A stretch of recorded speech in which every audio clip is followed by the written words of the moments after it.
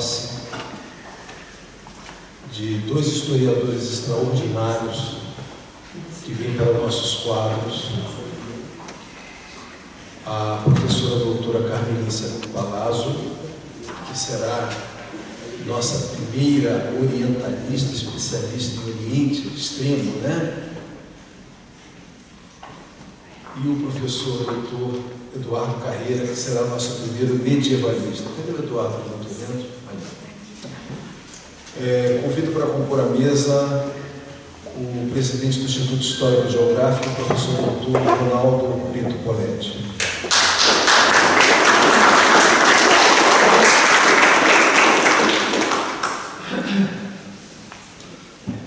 Nosso secretário-geral, o querido doutor José Teodoro Lenk.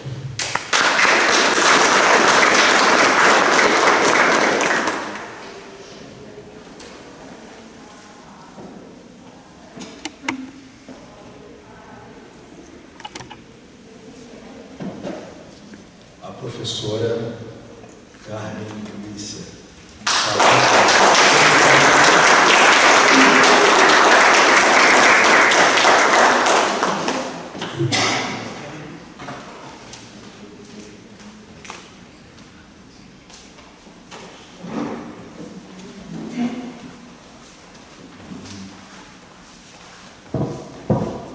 Professor doutor Eduardo Carreira.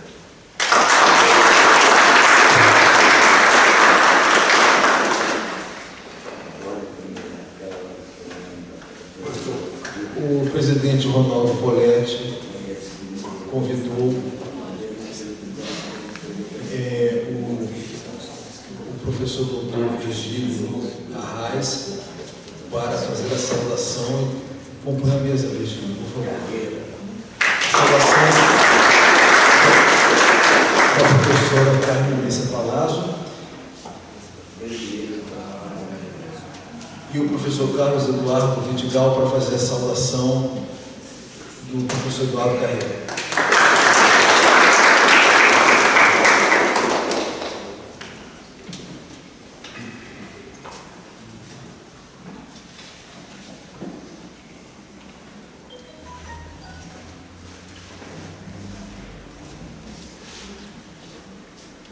Por favor, todos de pé para o hino nacional.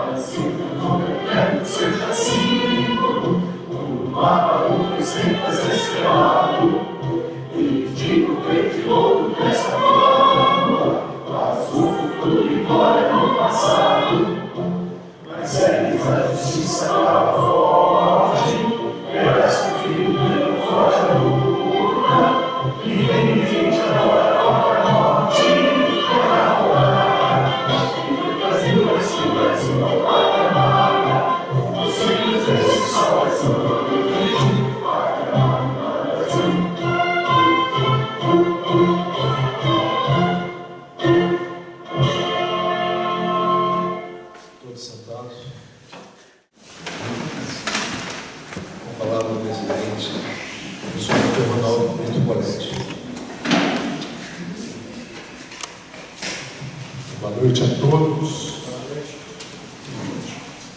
Uma saudação aos ilustres convidados, aos sócios acadêmicos aqui presentes, aos professores do Instituto, a todos. É mais uma noite gloriosa para o Instituto Histórico, e desta vez, por uma presença marcante da própria história, porque ambos os novos futuros confrades são historiadores, e os patronos também, Leonardo Rodrigues e Otávio Carlos de Souza.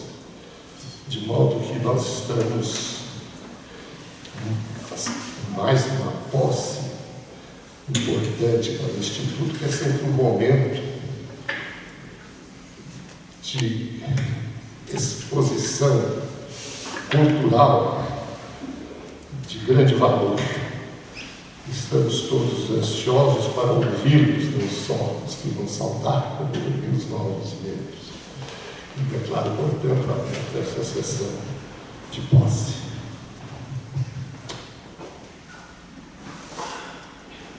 Muito obrigado, presidente.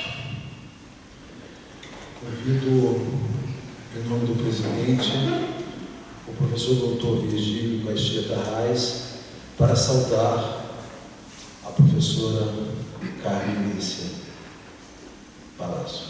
Por favor, Virgílio. Virgílio tinha 15 minutos, mas prometeu que vai usar 30 segundos apenas dentro da nova ordem, dentro da nova moda do Twitter, 140 caracteres.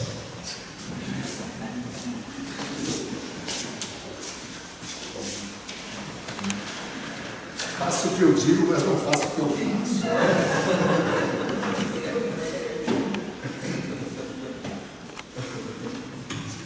Bom, boa noite. Pois é, agora vão ser menos de 30 segundos. Já usou, já. Então, eu havia comentado com ele que hoje, nessa instantaneidade, bom, em primeiro lugar, uma satisfação muito grande ter sido escolhido. Também pela professora Carmícia, cumprimentar a mesa, cumprimentar o público hoje aqui presente. É uma satisfação e, ao mesmo tempo, uma certa estranheza, porque nós ficamos 2 anos acostumados a ver as pessoas como se fosse uma foto 3x4, ou um pouquinho maior. Então, agora a gente consegue dialogar e vislumbrar em tamanho real. E é o que nós esperamos, que isso possa ser cada vez mais corrente, que isso possamos voltar aí dentro do que a ciência permitiu, o que era até pouco mais de 2 anos. O Instituto, então, é um dos locais de Brasília, onde esse tipo de convívio acadêmico, de convívio intelectual, se dá dentro da pluralidade sem que se perca o respeito, sem que se perca, enfim, o convívio amigável entre os integrantes. Bom, então, minha saudação aqui, hoje, a professora Carmícia Palácio, a quem eu tive a oportunidade de conhecer convivendo na pós-graduação. Eu era um simples estudante do mestrado, do doutorado, mas já com o nome já consagrado, uma formação bastante sólida. Inicialmente formou-se em economia, e felizmente resolveu vir para a história, né? Então, né, a economia perdeu, né, mas a história ganhou, né? Veio do Rio Grande do Sul para Brasília, né? E em cada lugar onde ela teve oportunidade, fosse no Brasil, fosse no exterior, não só complementando os estudos, né, mas também divulgando, né, o resultado das suas pesquisas, né, através dos artigos, que são inúmeros, né, em vários tipos de publicação, 5 livros, né, vários artigos acadêmicos, né, artigos em jornais.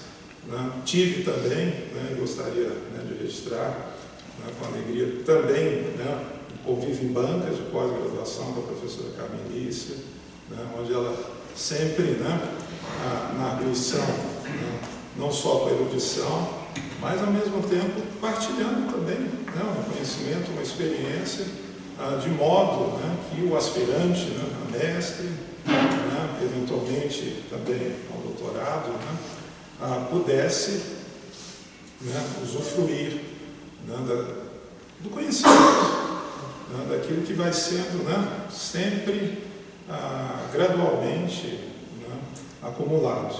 Né. Bom, né, então, nós, nos 200 anos aí, né, da nossa independência, pelo menos do ponto de vista, né, aí, formal, né, então eu, já me antecipando, né, gostaria então de saudar mais uma vez, né, nossa já colega, né, já me antecipando um pouco aqui à mesa, né, tá, falar um pouquinho, né, da experiência, professora universitária aqui em Brasília, né, teve a oportunidade de atuar, né, na Itália, na França, no Uruguai, né, foi pesquisadora visitante, né, da Universidade de Georgetown, né, também do Centro, né, de Estudos Brasileiros de Genebra, Suíça. Tá?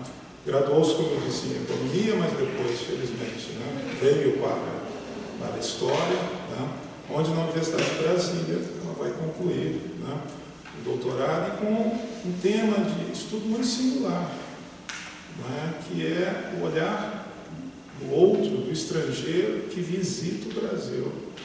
Né, e numa perspectiva, eu chamaria, né, se a professora me permitir, né, de longa duração, do século XVI ao século XVIII, né, em que cada um, né, daqueles viajantes, né, vão além do relato que seria, né, enfim, diário de bordo, né, então trazer esse olhar, né, do estrangeiro, né, mas ela não fincou raízes apenas, né, nesse interessantíssimo campo de estudo, né, também atua no período medieval, né, e fazendo quase, né, bom, vou usar aqui, eu não vou usar ser original, né, aqui no discurso, mas trazendo também agora o estudo, né, de imagens, né, no Oriente, na Ásia, na China, né, onde ela teve a possibilidade, inclusive, de visitar. Né. E não só, né, esse conhecimento é partilhado de modo acadêmico, de modo mais formal, né, nos artigos, como eu disse, mas também eu convido, né, cada um aqui hoje presente a visitar também o blog, né, onde ela partilha de forma mais, diria, mais sintética, né, ainda que com bastante erudição, né, essa experiência acumulada. Né. Então, eu gostaria, né, mais uma vez, então, de cumprimentar a professora, né, dizer que, em nome do Instituto, né, estamos aí muito alegres de poder, né, recebê-la. Brasília é uma cidade, né, de acolhimento, né, pessoas de todos os locais do Brasil. Né, eu mesmo, né, me sinto muito grato, né, por ser filho de cearense com mineira, nascido em Brasília, né, então Brasília propicia isso.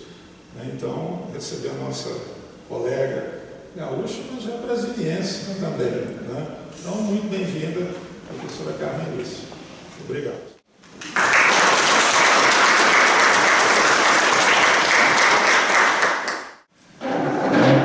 Muito obrigado, Virgílio Arraes.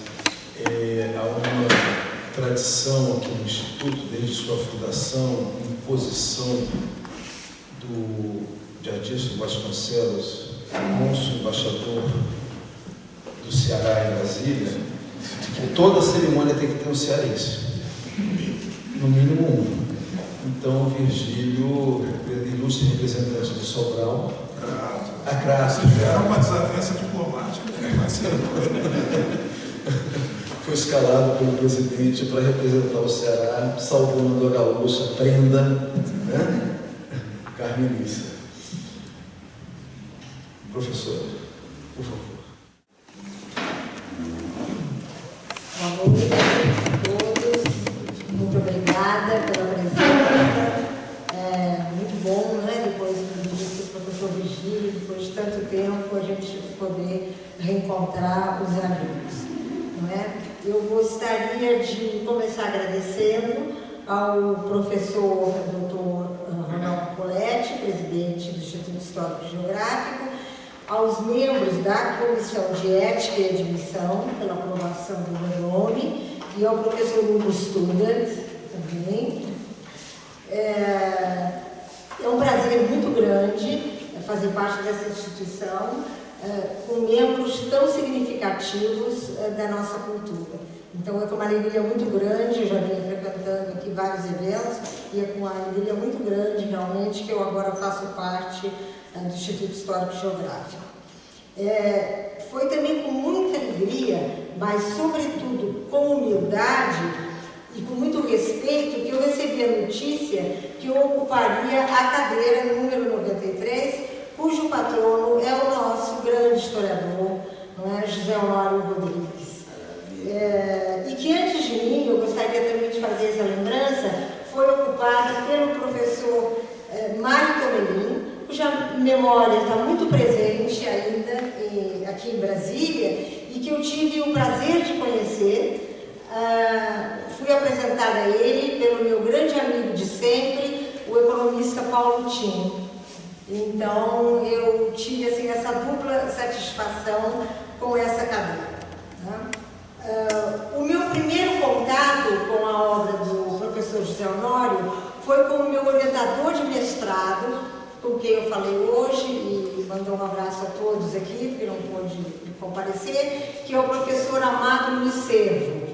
O professor Amado Luiz Servo, ele sempre foi muito exigente com seus alunos em relação a questões de historiografia e de teoria de história.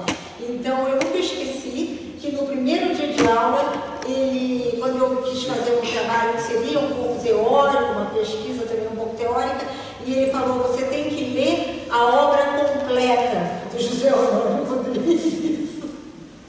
Foi um susto realmente muito grande e um grande proveito para mim como historiadora. Então vocês imaginam a minha emoção ao ter sido designada justamente essa cadeira. Então eu fiz aqui algumas considerações sobre o José Honório, que eu vou ler porque eu não gostaria de deixar passar, não é? O José Honório Rodrigues nasceu no Rio de Janeiro em 1913, onde ele faleceu ainda em grande atividade no ano de 1987. Ele se graduou em Direito, como era a praxe de muitos historiadores da época, não é? E ele se graduou em 1937 e em 1940 ele já publicava um livro muito importante para a época, que se chamou Civilização Holandesa no Brasil. Esse livro do José Honório ele foi feito em parceria com o linguista e folclorista Joaquim Ribeiro. E esse livro foi premiado com o primeiro lugar do que então se denominava Prêmio de Erudição da Academia Brasileira de Letras. Então, ele, muito jovem ainda, já saiu com esse prêmio. Apesar do destaque para a erudição, algo muito importante nesse primeiro livro do José Honório foi a atenção às fontes primárias. Quer dizer, ele era um historiador iniciante, num momento em que muito se falava, se fazia história em cima de histórias já contadas, não é? E o José Honório, ele vai nas fontes para esse primeiro livro dele. Ele nos legou uma vasta e sólida obra, e sem a menor dúvida, é a sua História da Historiografia Brasileira, e todos os textos que depois se juntaram a ela, né, foram publicados posteriormente, e que se tornou o mais conhecido de todos os trabalhos dele. As publicações póstumas, elas foram cuidadosamente organizadas por sua viúva, que eu gostaria de homenagear hoje, a também historiadora Leda Boixá Rodrigues, que está com 104 anos e ainda, assim, muito presente, não é? Então, embora a história da historiografia tenha sido a obra mais destacada dele, há muita relevância também no seu trabalho de teoria da história do Brasil, porque ele vai fazer um trabalho de teoria da história aplicado à história do Brasil. E ele é um pioneiro nisso, porque antes disso ninguém tinha pensado em fazer um trabalho com os fundamentos teóricos. E o José Honório ele vai insistir bastante nisso, né? Segundo ele, os historiadores, ao estudar o passado, eles não deviam esquecer que estavam fazendo esse estudo a partir dos questionamentos do seu próprio tempo presente. Isso para nós hoje não é muita novidade, mas em meados do século XX ainda era, né? Essa ideia de que a história ela é feita e ela é revisitada com as questões que o historiador do tempo presente coloca. O chamado grupo dos Annales, francês, com Marc Bloch e Lucien Febvre como pioneiros, era nesse momento ainda pouco influente aqui nas pesquisas históricas no Brasil. Mas José Honório já traz esses questionamentos. Eu gostaria de citá-lo. Segundo José Honório, é pela conexão íntima entre o passado e o presente que a história possui incessantemente o mundo. Possui, ele usa esse termo, né? E age sobre a vida, como a vida age sobre a história. Assim, para a história, todos são vivos, os que criaram a vida e persistem com a sua influência, e os que estão criando a vida no presente, gerando o futuro. Então, esse é um questionamento muito novo, digamos, na década de 40, 50. Na teoria de história do Brasil, José Honório Rodrigues destacou a importância das novas pesquisas que não estivessem mais tão centradas na Europa. Em mais de uma oportunidade, ele insistiu que elas deveriam ter seu foco diversificado, incluindo os Estados Unidos da América, a então União Soviética e os países da América Latina. Foi ele também quem nos alertou para o fato de que estava ocorrendo uma concentração muito grande em história colonial e esquecendo-se a história contemporânea do Brasil. Ele foi um grande defensor dos estudos de história contemporânea. Né? Muito menos citados, porém não menos importantes, são os trabalhos de José Honório Rodrigues como analista da sociedade brasileira. E eu gostaria de destacar dois deles, que referem-se ao que o historiador denominava conciliação nacional. Trata-se de aspirações nacionais, interpretação histórico-política, e o outro, conciliação e reforma no Brasil, um desafio histórico-cultural. Tá? Porque a gente pensa que é uma novidade ficar falando aí incessantemente de reformas. O José Honório já colocava, né, a importância dessas questões. Em ambos fica muito clara a sua preocupação com a dissociação entre as elites e o povo brasileiro e o papel que deveria caber à educação para o desenvolvimento nacional. Há uma insistência muito grande nele também, fala-se muito nas suas obras e se esquece que ele era um grande defensor das reformas através de uma educação de acesso a todos. Né? Sem dúvida, seria necessário muito tempo para discorrer, mesmo de maneira resumida, sobre a significativa obra de José Honório Rodrigues. No entanto, parece-me fundamental lembrar das suas atividades na direção de arquivos, porque José Honório, como desde o início ele foi um defensor do uso de fontes primárias, ele, quando vai trabalhar nos arquivos, ele não vai esquecer que ele precisa dar acesso dessas fontes aos historiadores. De 1939 a 1944, ele trabalhou com Sérgio Buarque de Holanda no Instituto Nacional do Livro, o que foi de grande importância para a sua formação. De 1946 a 58, ele foi diretor de obras raras e publicações na Biblioteca Nacional, o que o levou a organizar 2 conjuntos de documentos essenciais para a utilização de inúmeros pesquisadores, os chamados documentos históricos de 1946 a 1955 e também os Anais da Biblioteca Nacional, um trabalho iniciado por ele em 1948.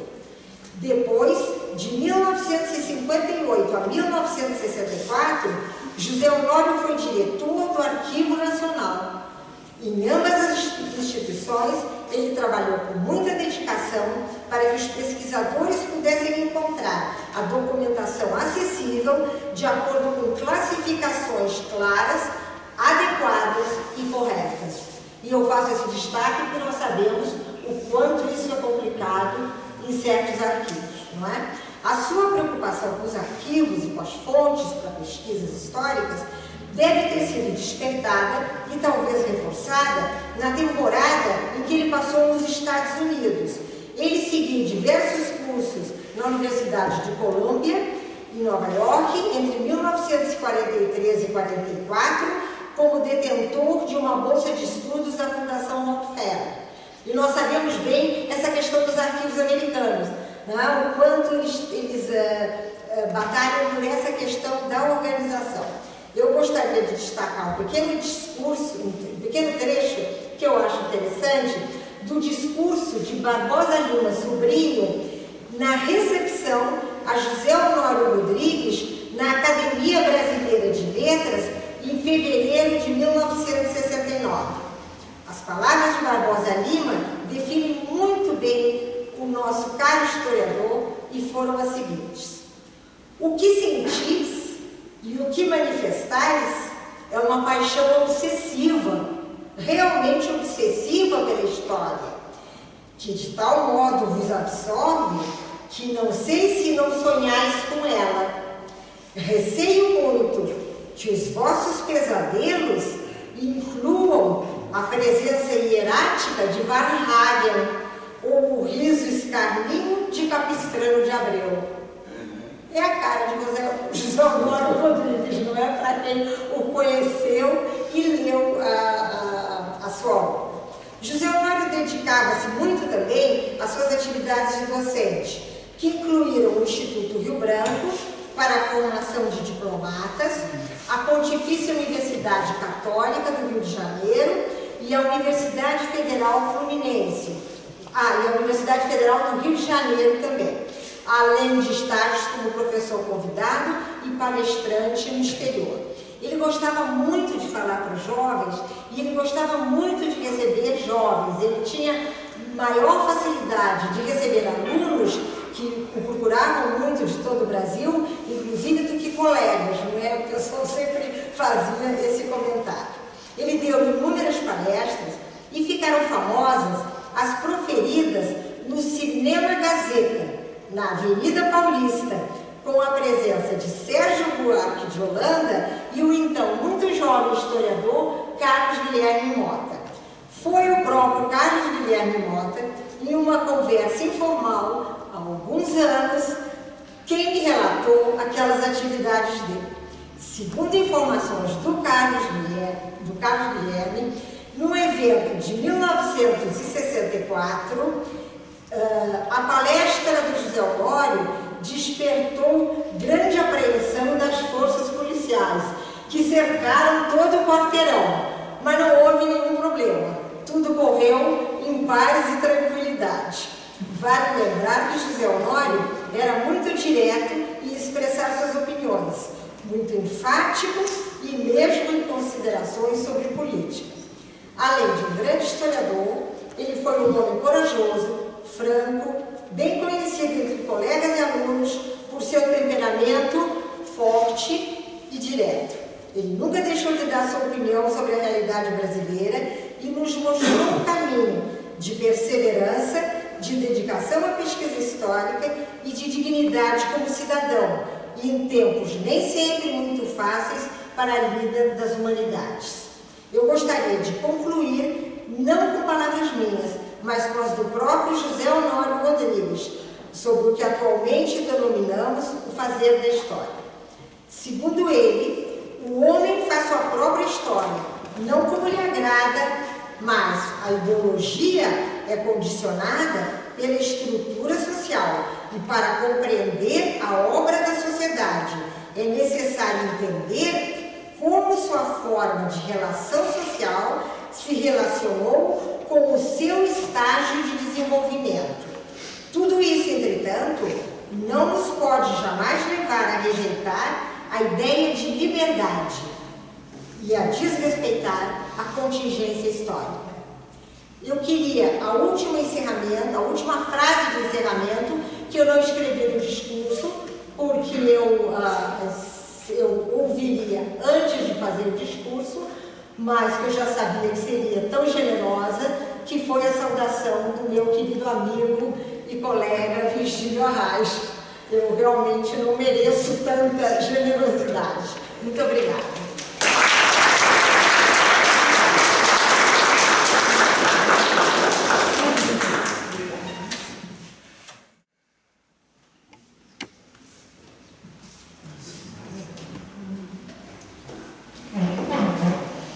Professora Carmelícia, como sempre, mais uma vez, brilhante, né? Profunda. Até nos posts pequenininhos do Facebook, ele é profunda.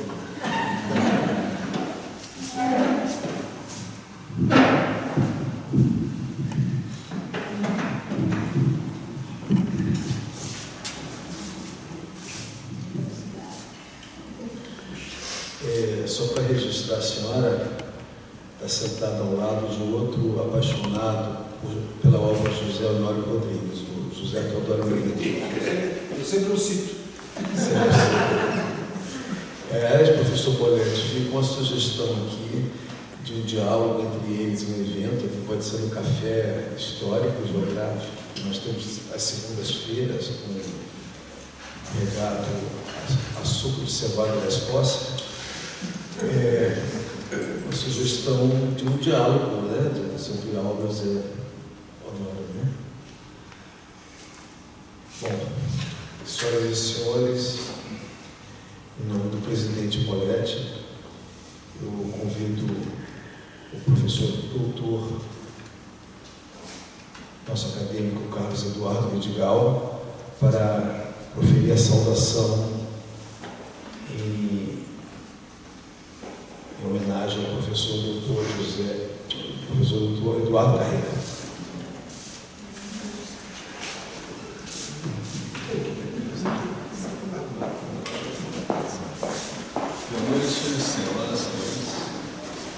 Olha, eu serei repetitivo, mas foi com muita satisfação, realmente, que eu recebi o convite para fazer essa apresentação do Eduardo José Neto Carreira, não sei se a hora é essa, mas porque nós temos uma história de amizade e eu admiro a trajetória dele, é uma trajetória rara. Poucas vezes eu vi um currículo tão surpreendente. De doutor, laureado pela Universidade de Barcelona, doutor em Belas Artes, a professor dos mais diferentes níveis de ensino e mesmo na preparação para jovens que aspiram à carreira diplomática. De pintor, conheço o estúdio, a professor universitário, ou do tradutor de Leonardo da Vinci, a um doutorado sobre Carlos Marighella e o conceito de terrorismo. O Eduardo, ele tem uma carreira embeleza a nossa vida são justamente os acidentes. E eu ouvi pela primeira vez falar do Eduardo nos corredores da UNB, lá na década de 1990, como um professor brilhante, um professor charmoso, um professor inteligente, mas não cheguei a conhecê-lo naquele momento. Mas ministrava disciplinas da área de medieval, incluindo história dos países árabes, do Oriente Médio, história das religiões, história da arte. As bruxas, né? As bruxas. Sim. A especialidade dele, né? E que para mim já era algo enorme, né, dar conta de todo esse leque de conhecimento. Mas eu gostaria de enfatizar aqui os 10 anos que nós trabalhamos juntos, na preparação de jovens diplomatas, em um curso que eu mantive durante 10 anos, e que contou com a colaboração de alguns diplomatas, palestrantes, como meu caro amigo Paulo Roberto, e alguns acadêmicos, como o próprio Virgílio Arraes e o Joanisval Brito. Ou seja, um grupo heterogêneo. Eu sempre admirei a diversidade de pensamento e a diversidade das pessoas.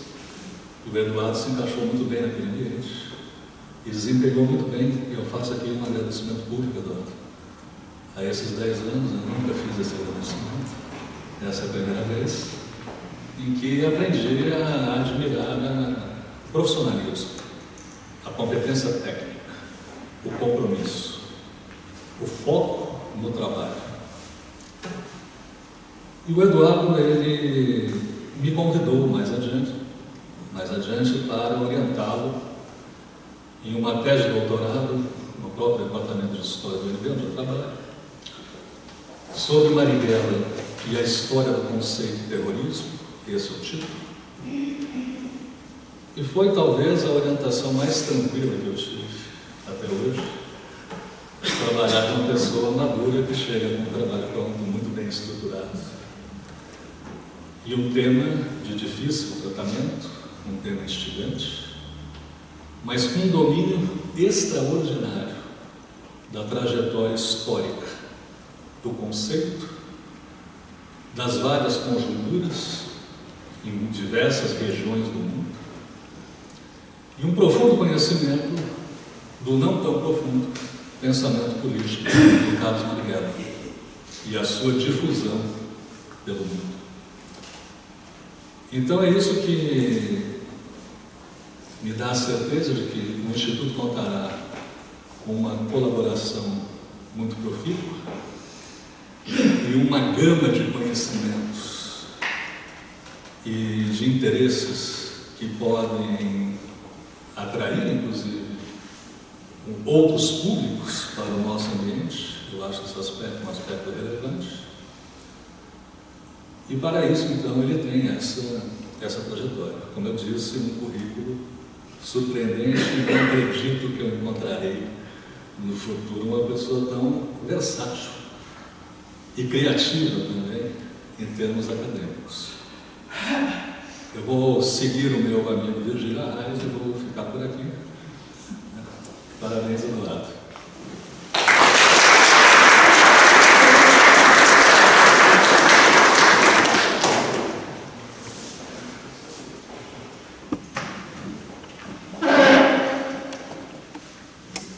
Convido o artista plástico, o historiador das artes, o medievalista, o especialista em história da luta armada, tudo numa só pessoa, o doutor, professor doutor Eduardo Carreira, e quase diplomata, né? Professor dos diplomatas também, esqueci de falar. Por favor.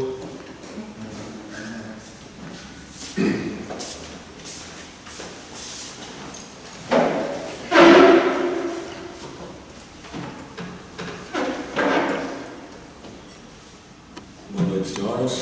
Boa noite, senhores. Eu vim me manter um pouco estrito ao meu texto, para não incorrer em muitas divagações, porque eu tenho uma tendência a não me controlar muito, perder a noção do tempo. Como estou falando em público.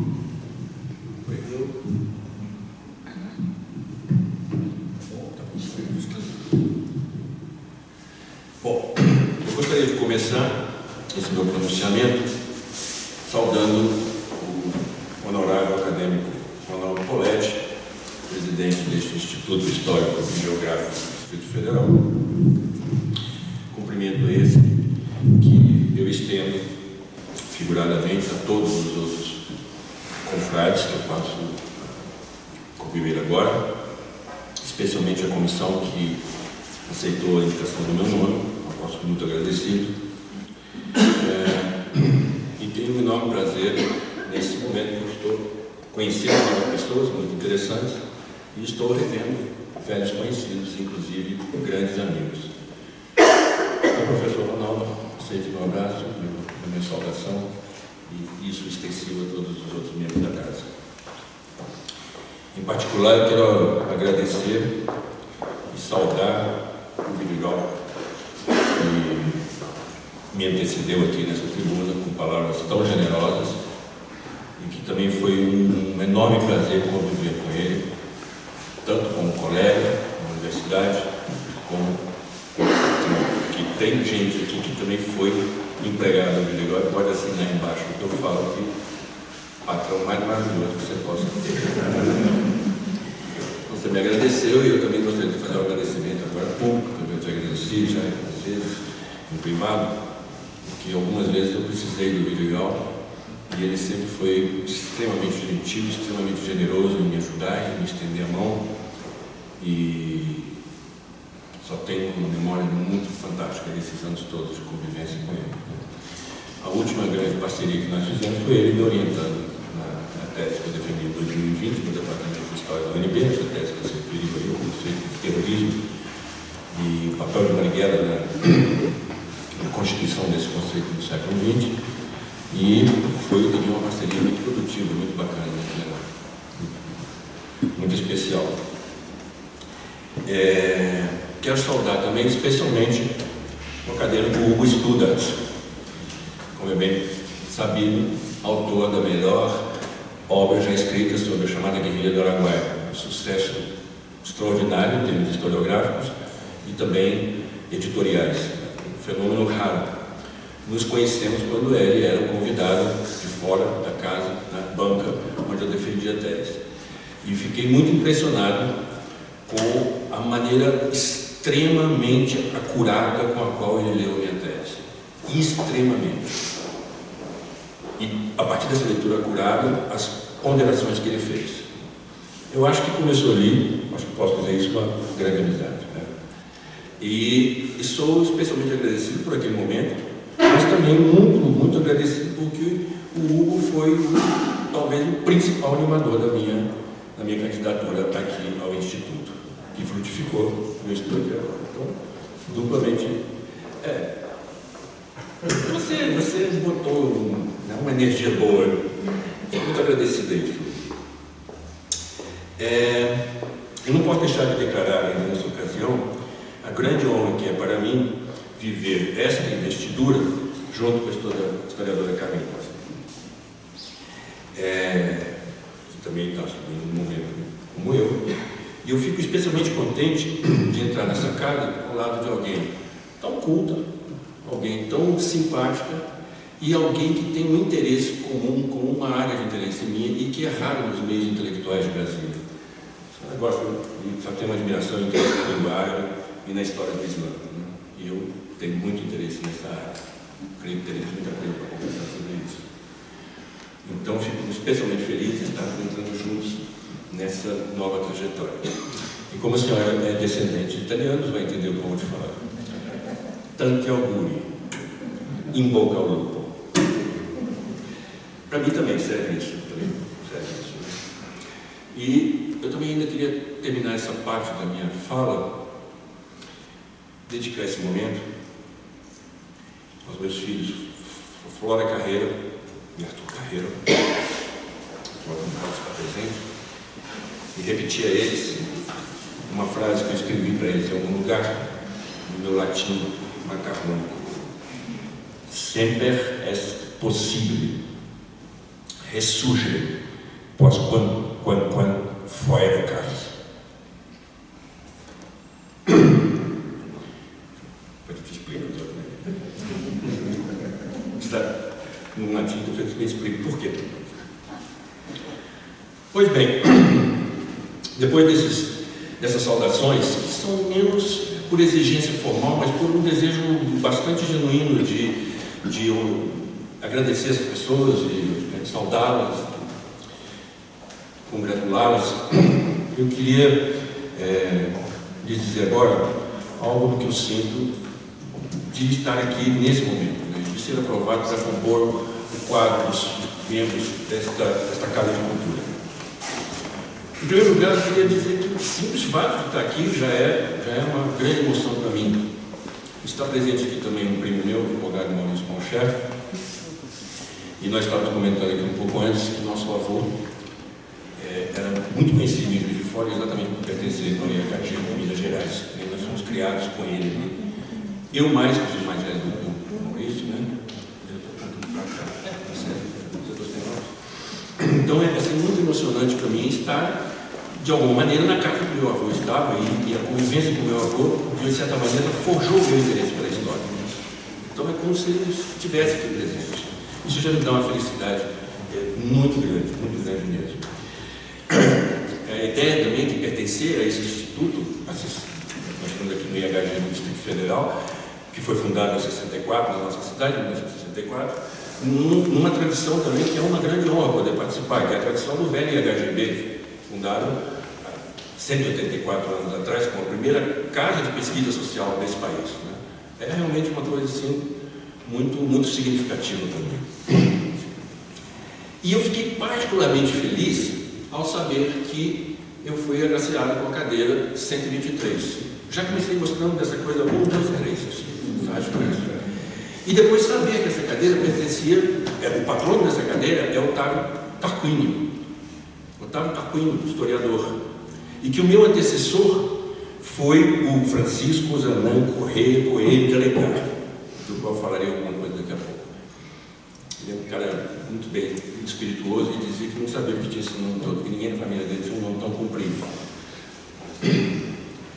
Uma honra ocupar o lugar do Zanã,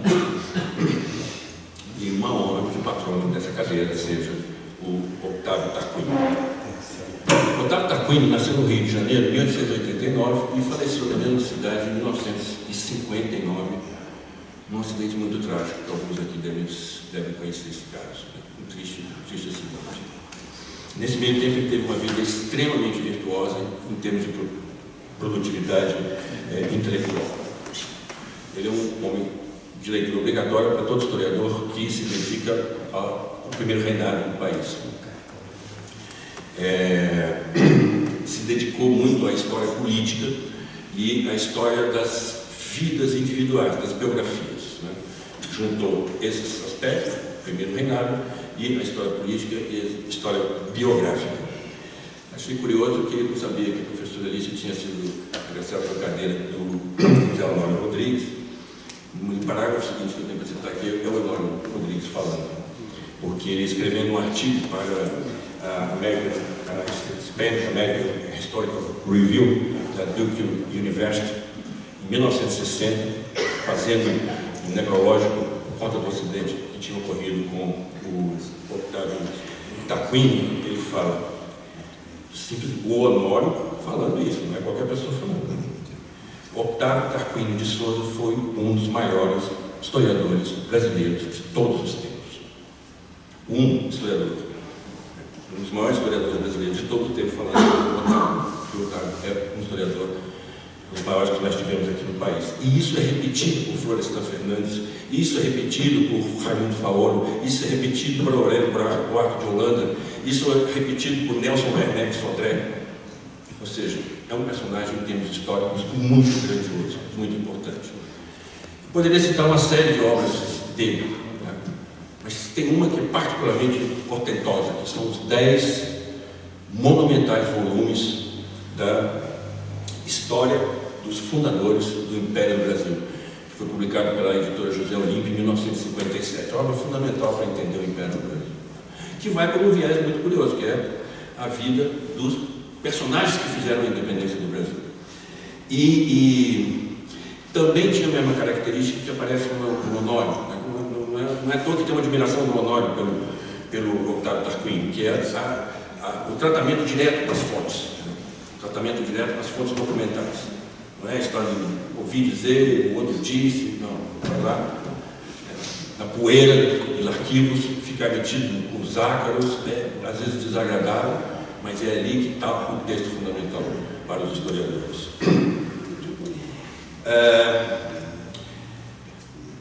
Uma coisa interessante do Octávio Tarquínio é que ele não foi só historiador, ele foi também um excelente tradutor, traduziu obras variadas, e uma especialmente me sensibiliza em particular, que foi traduzir o Rubaiyat do Omar Khayyam. Que obra, que personagem é esse? Rubaiyat é uma métrica, Rubaiyat quer dizer quadra, seria quadra em farsi, né? É uma métrica da lírica tradicional persa. E Omar Khayyam, olha que coisa, é o poeta astrônomo, o poeta matemático, o homem que definiu o X da incógnita da equação. E ele faz uma tradução, não foi uma tradução direta do farsi, ele faz uma tradução em 1928, cotejando as edições francesas e as edições inglesas. Essa tradução do Octávio Tarquínio, ela ainda é extremamente atual, útil e reeditada. Eu não vou dizer que é a melhor tradução para a língua portuguesa. Foi a primeira para a língua portuguesa. Não tinha edição em Portugal. Não vou dizer que é a melhor porque eu não conheço exatamente as produções mais novas, né? Mas eu quase chutaria que é a melhor tradução do Rubaiyat. Ele fez outras, eu não vou enumerar todas elas, como eu também não enumerei outros livros do Tarquínio, que é só pegar, pensar alguns elementos que mostram a grandiosidade desse personagem. Octávio Tarquínio também foi o primeiro presidente da Associação Brasileira dos Escritores, em 1934. E deu um pontapé inicial para que essa importante entidade cumpriu um papel na vida intelectual do país, mega importante.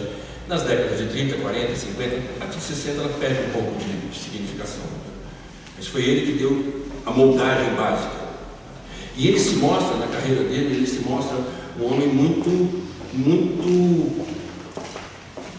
parece que ele nasceu talhado para isso, para dirigir esse tipo de entidades. Ele foi diretor, durante um bom tempo, da terceira fase da Revista do Brasil.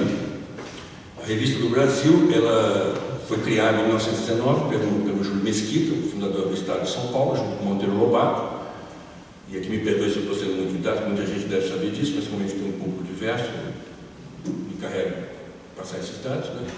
Depois ela entrou em meio decadência, foi comprada pelo Assis Chateaubriand, que reeditou a revista e fez da revista uma espécie de trincheira para lutar contra Getúlio Vargas, uma espécie de trincheira intelectual, e entregou ao Octávio Tarquínio a direção dessa revista. Ele dirige a revista de 1938 a 1944, são 56 números em que aparece o melhor que o Brasil tinha em termos intelectuais naquela época.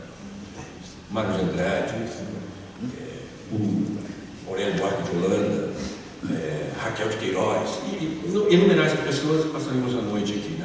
Foi o período mais brilhante dessa importantíssima revista de difusão intelectual no país. Né? Além disso, Octávio Tarquínio também foi quem sucedeu, olha os nomes que eu estou falando, né? Quem sucedeu Gilberto Freire e antecedeu Afonso Arinos de Melo Franco na direção da formidabilíssima coleção de documentos brasileiros, um material fundamental para a historiografia nacional. Ele dirigiu essa coleção entre 39 e 59, um bom pedaço de tempo. Essa coleção foi publicada, são só documentos publicados pela editora José Olímpio. Ele dirigiu do número 19 ao número 107. A marca dele está ali nessa revista. Ele tinha um talento natural para isso, para dirigir revistas, fazer, né, coordenar associações. Eu podia continuar enumerando várias coisas dele. advogado, como a professora falou, era uma praxe mais naquela época, estudar direito. Mas ele se destaca, ele chega a ministro do Tribunal de Contas, ele se destaca como diretor dos Correios, ele tem um monte de habilidades e um monte de contribuições para a vida desse país. Não vou citar tudo, mas eu queria citar uma coisa, me dá uma certa liberdade, talvez não fosse tão adequado, mas é sabido que um grande homem não raro se faz com a ajuda de grandes mulheres. E o Otávio Tarquini foi casado em primeiras núpcias com ninguém menos do que Maria Martins. Maria Martins, considerada uma das escultoras mais importantes ligadas ao surrealismo. Para muita gente é a escultora mais importante do movimento surrealista. E depois ele foi casado em segundas núpcias com Lúcia Miguel Pereira, historiadora da literatura, grande biógrafa de ninguém menos do que Machado de Assis. Se você vai estudar Machado de Assis, você tem que ler a Lúcia Miguel Pereira. Então esse é mais ou menos o universo, né, do meu patrono, o universo da cadeira 2 e 3. E isso, né, me deixa muito inspirado e muito, muito feliz. Quando eu me deparo também com o meu antecessor, minha felicidade fica ainda maior. E aqui todos que estão aqui se beneficiaram com a obra e o trabalho desse homem. Todos se beneficiaram com isso. Francisco, né, Ozanam Correia de Coelho Alencar. Como eu disse, ele achava estranho ter um nome tão grande numa família com nomes tão pequenos, né? Nasceu em Barbalha, que é uma cidadezinha muito pequena, no extremo sul do Ceará. E ele nasceu em 1944 e morreu no Brasil em 2016. Ele era filho de agricultores e se formou em engenharia agrônoma, lá em Fortaleza. E chegou no Brasil em 1969. Um dos professores dele lá em Fortaleza fez a ponte com o Estênio Araújo de Barros, que era o chefe do DPJ aqui em Brasília, o Departamento de Parques e Jardins da Companhia Urbanizadora da Nova Capital, TerraCap. O Estênio estava procurando uma pessoa com muita competência para tratar do problema da arborização da cidade, que não engrenava, não ia para frente. E aí o professor de engenharia agrônoma lá de Fortaleza indicou o Ozanam. A indicação deu certo, ele começou a trabalhar no viveiro do DPJ, no viveiro do Departamento de Parques e Jardins, cuidando de doenças das plantas e controle de pragas. A profissão estava indo bem, então, ele estava meio desanimado quando ele chegou aqui, achou muito estranha a cidade, mas estava indo bem. Mas o que não estava indo bem era a arborização da nossa cidade. Quem viveu aqui na década de 60 e 70, eu vivi criança, eu cheguei aqui muito cedo, deve lembrar que a cidade não era verde, a cidade era vermelha. Era vermelha a cidade. E havia tentativas de uma arborização efetiva, né? E especialmente entre o ano 1975 e 1976, aconteceu uma tragédia. Mais de 50 mil árvores que estavam plantadas, já entrando em idade adulta, morreram repentinamente, por inadequação ao clima e inadequação ao solo. Por quê? Porque eram espécies exóticas trazidas às pressas para tentar botar o verde na cidade. E aí o Ozanam, chefiando uma equipe lá do DPJ, ele começou a fazer pesquisa no Cerrado, coletar semente, fazer muda, experimentar enxertos, tentar manejos de solo. E em 1980, o caso foi gravíssimo, no caso da administração naquele momento foi gravíssimo. E em 1980, o Ozanam assume a chefia do DPJ. E nos anos seguintes, a cidade mudou completamente. Os gramados tornaram-se sustentáveis, os balões entre as quadras ficaram coloridos, com diversas flores, as árvores não morreram mais, e Brasília virou outra cidade. Essa cidade linda que a gente vê depois que passa a seca. Nessa época agora, uma cidade está muito bonita. Ou seja, ele fez outra cidade. Pelo menos em termos, né, do visual da nossa cidade, ela é antes do Ozanam e depois do Ozanam. E eu vi isso. Eu não conheci o Ozanam pessoalmente, mas eu acho que meu pai conhecia. Meu pai é arquiteto, formou-se tardiamente na segunda, é pioneiro também da cidade, formou-se tardiamente na segunda turma de Arquitetura da UNB, é um excelente marceneiro, tudo mais. Ele é filho de um excelente marceneiro, meu avô paterno era um excelente marceneiro, meu avô do IHG de Minas Gerais, que era materno, e muito interessado em madeiras. E eu me lembro dele falando de um cearense muito divertido do DPJ, com o qual eu volta e meia conversava. Acho difícil, dois cearenses muito divertidos com os quais eu conversava lá no DPJ, né? E ficou essa coisa na minha cabeça. E eu fazendo uma certa pesquisa para ver quem era o Ozanam, lendo entrevistas dele, vendo entrevistas gravadas, né? Ficou evidente isso, né? Um sujeito muito alegre, com a característica muito maravilhosa, que é a capacidade de rir de si mesmo. Um cara muito simples, né? Mas que se empenhou no trabalho, né? Se empenhou com o compromisso dele, fez uma contribuição muito importante, foi um homem muito criativo, né? E teve um impacto na vida de milhões de pessoas. Né? É só um outro grande motivo de honra para estar tendo como meu antecessor, né? O Jardineiro de Brasília é o meu antecessor, reconhecido como Jardineiro de Brasília. Enfim, eu vou encerrar por aqui a minha fala, para tratar mais de outros assuntos, mas eu queria me colocar plenamente à disposição dos meus confrades, acho que já posso tratar com os confrades, para todas as iniciativas que projetem ainda mais esse instituto e que traduzam em ainda maiores benefícios para a comunidade brasileira. Muito ciente sempre da grande responsabilidade social e intelectual que essa investidura implica. Caros confrades, muito obrigado por tudo.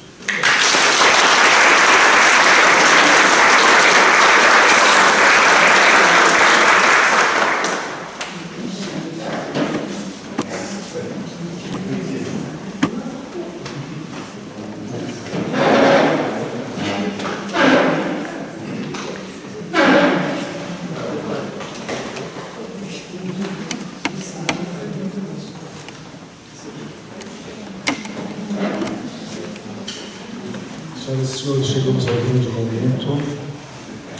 Leitura do termo de posse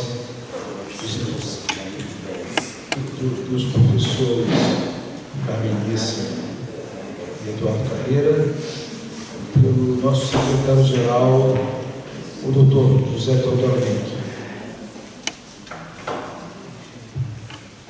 Termo de posse número 200, 2022.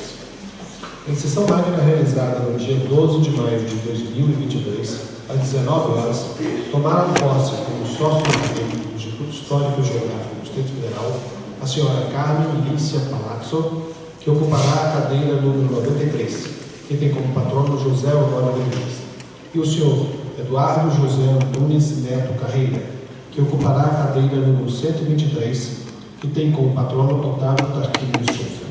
Lavrou-se o presente ato, que vai assinado pelo presidente do Instituto Histórico e Geográfico do Distrito Federal, por mim, secretário-geral, e pelos empossados. Brasília, 12 de maio de 2022.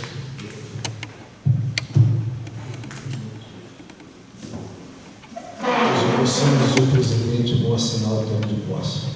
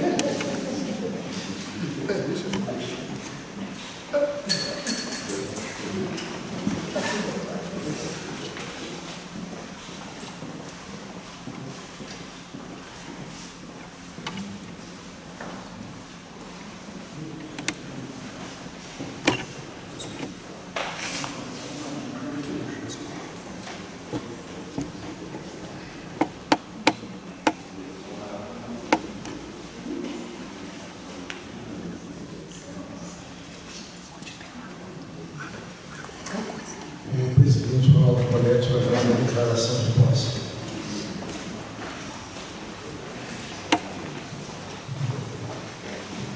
Declaro empossados como sócios acadêmicos do Instituto Histórico e Geográfico do Distrito Federal a senhora Carmen Lícia Palazzo e o senhor Eduardo José Nunes Neto Carreira, conferindo-lhes a plenitude dos direitos acadêmicos.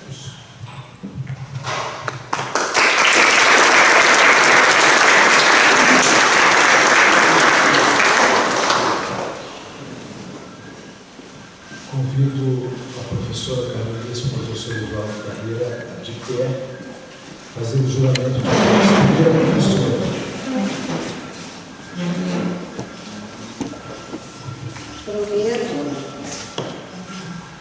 Prometo trabalhar pela grandeza do Instituto Histórico e Geográfico do Distrito Federal, cooperando para o aprimoramento de suas finalidades.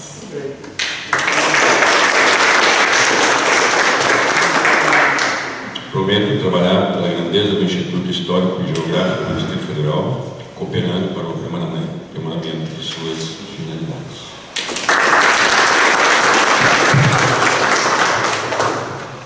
E agora sim, um grande momento de formação dos novos acadêmicos. Professor Coretti.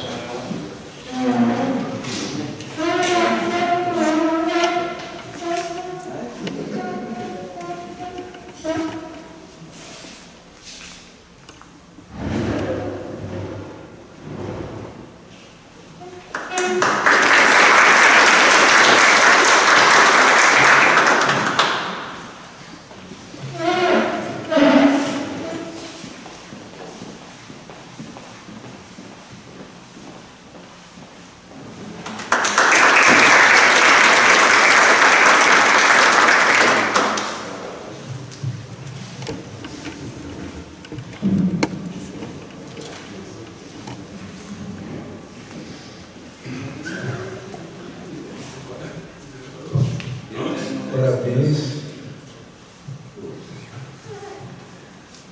Bom, agora as palavras finais de encerramento do presidente Ronaldo Palazzo. Foi uma grande noite, já esperávamos os novos acadêmicos. O Instituto, como foi lembrado, tem uma comissão de ética e admissão. O presidente não faz parte dessa comissão, mas como presidente eu sempre assisto um pouco, muito reservado, e eu lembro muito da satisfação de todos ficaram quando examinaram os currículos da universidade. Isso já é muito conhecido, nós ficamos muito felizes. Acho que nada mais a acrescentar nesta noite tão importante para nós todos. Estamos todos enriquecidos. Eu ainda fiquei contente também de saber que a Lívia está ainda viva. Ela tem um trabalho que não publicou integralmente sobre o Supremo Tribunal Federal. Muitos volumes e onde ela relata alguns julgados importantíssimos da história do Brasil. De modo nós estamos felizes, honrados, na presença de todos, felizes com os dois novos acadêmicos e, portanto, está encerrada a sessão.